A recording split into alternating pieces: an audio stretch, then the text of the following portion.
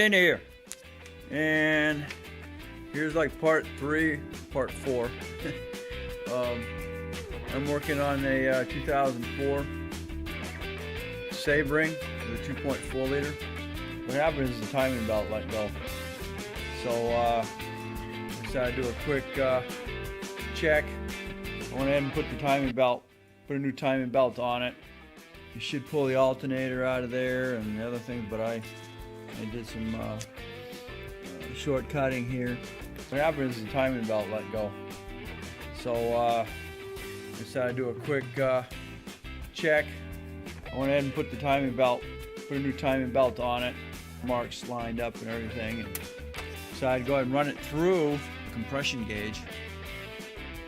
Well, about 40 pounds. That's not good. Well, that just tells me I got bad compression on those valves back there. Hey, Dana here, and welcome to Dana's Projects. And this is a continuation repair of a 2004 Chrysler Sebring. The timing belt let go, and I did my checks, my compression checks, and my number 1 cylinder here is bad. I only got 30 psi's. That's telling me the valve's bent. So this will also be my record as to where I'm at and what I did when I put it all back together again. So start off. Well, now I've got to take the intake off. So I've taken the air cleaner off. As you can see the big hole missing here. Next step is you're gonna have to pull your intake with your throttle body. You've got you start by pulling your 4 bolts back in there, because you've got this piece that sits in front of it, and then those slide down in between the rails. You gotta pull your bolts behind there. You got cross there, and you got the freaking harness here. You got 2 cannon plugs here. You got to come off here. You've got to disconnect your fuel line, which is great because it's only a 4-cylinder, so you've only got the 1 rail with the fuel injectors. And you'll have to disconnect all your fuel injector cannon plugs, as I call them. I'll have to disconnect your throttle cables. You've got this, it slides right down under here. You'll have to disconnect your radiator cap right where your thermostat is located, which is under there. So you can get to that bolt right there. You're gonna have to pull up your dipstick. It's gonna all come with it. Unfortunately, when you come to yank it out, disconnect your alternator, and then you've got a plug down below here. It's down there. So you'll have to disconnect that, and then you got a pressure sensor plug, which is down here, and part of your air conditioning.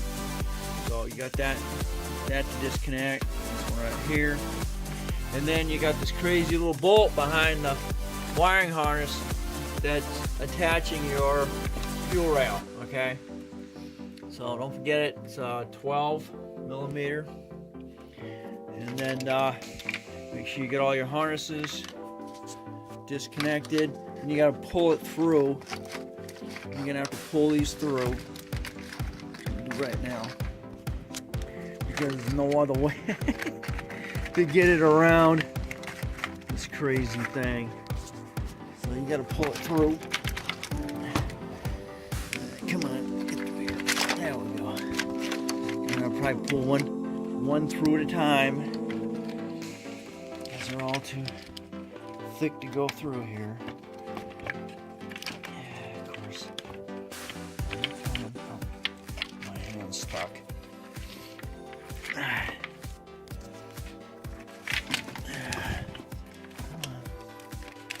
in town. Okay. Anyway, I'll get that through later. Anyway, that's where I'm at, and then this will come off. You've got a plug, yeah. You got a plug down behind here too. It's got to go through the rail. Another one there. It's got to go down. Got to go down through there. So, and that's the last part of your fuel rail harness there.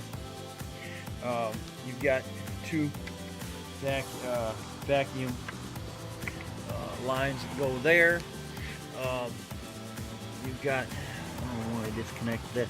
Oh, probably so I could get to that. Loosen that up. I'm gonna pull that out, so the rest of that fuel is going to that's your upper cam sensor. So you don't want to forget that. That's part of your air cleaner.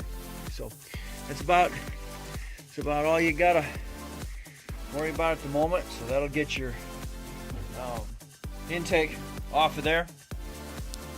Then you're gonna have to go back in. I put the new belt on. That's how I was able to check the compression. So then I'll mark that where it needs to be because it is a double overhead cam. So you'll mark that with your belt. So when you go put that back on, next hard part will be to disconnect the exhaust back there. And then unfortunately some of it you get on top, the rest of it you're gonna have to get underneath. So anyway, that's it for now. Leave some comments, and I hope to hear from you.